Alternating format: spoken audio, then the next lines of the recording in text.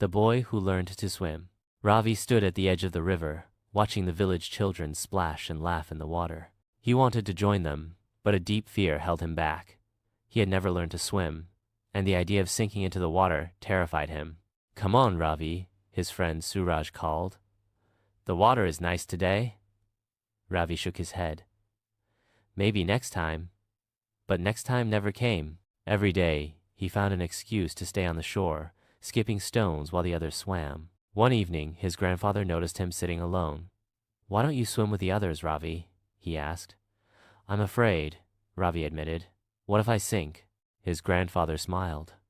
"Fear is like a heavy rock in your pocket. If you hold on to it, you'll never float.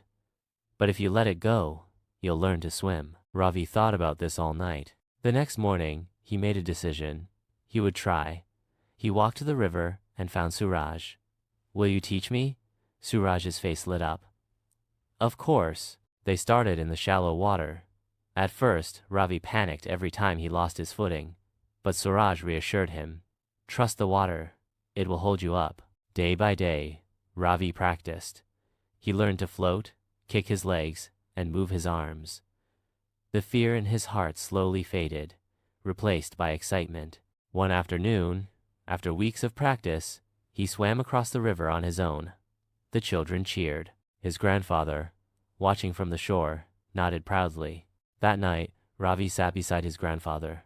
"You were right. Fear was holding me down." His grandfather chuckled.